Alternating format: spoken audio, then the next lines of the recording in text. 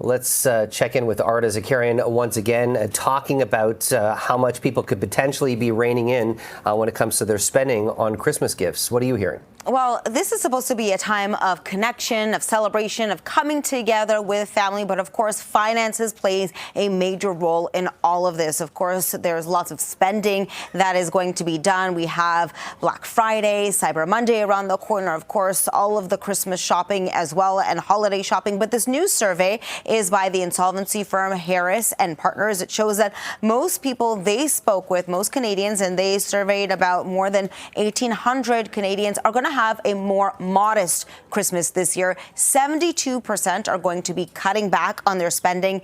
85% are going to have a strict budget. Let's bring in financial educator Jessica Moorhouse. Jessica, thank you so much for joining us. What do you make of this survey? You know, it's not funny, but it's almost unfortunate that I'm talking about this every, holiday season, that it's tough for Canadians. Once again, the cost of living keeps on rising. I feel like I've been talking about this consistently for the past 5 years. And it's unfortunate that we haven't seen any progress, that I would have loved to see some, maybe stuff in the federal budget to kind of, again, really address some of the things that we're seeing and the problems that everyday Canadians are dealing with. And seeing some of the stats in that survey, they weren't surprising to me. This is what I hear from people every single day, that they need to rein in their spending, that they're not sure how they're going to afford the holidays this year. Finances top of mind, making them very anxious. And of course, we know that, unemployment is high, cost of living is high, and there's a lot of uncertainty going on. So I absolutely understand what's going on.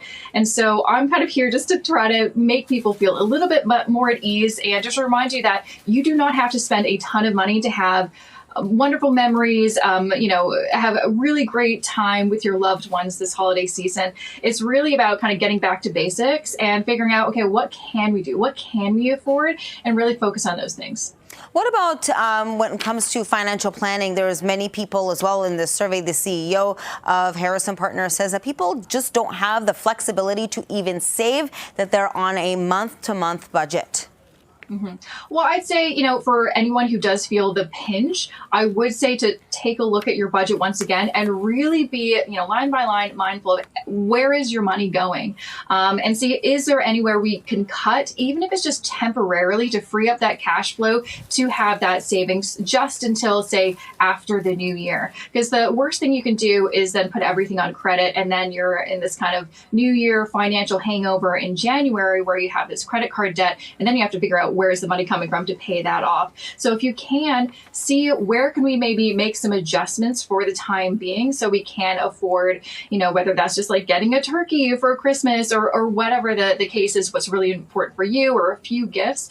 And maybe this is also a great time to ask for some extra hours, see if there's any other ways that you can add some extra income on top of, the work that you're already doing, if that's possible. Jessica, you also touched that you would like to see the government doing more. Of course, underlying in all of this is the tariffs as well. That plays a major role in this. What would you like to see the government do? Well, I'd like the government to really put in action something right away, such as, there's time to initiate some sort of tax credit. I know we've seen some things like that in the past to kind of ease maybe some of the areas where people are going to be spending money in the next couple of months. It could be just to, give especially lower income families that fighting chance, because those are the ones that really, I feel like sometimes are, ignored. And so I would love to see some maybe tax breaks or something to address what's going on, because I don't feel like we really heard anything. Okay, one more question as we head into all of the sales that are going to be happening. We have Black Friday, Cyber Monday, Boxing Day. These sales are very enticing, and the whole point is for you to be spending. How would you approach those? I mean, maybe have a game plan before those days come up? Mm-hmm.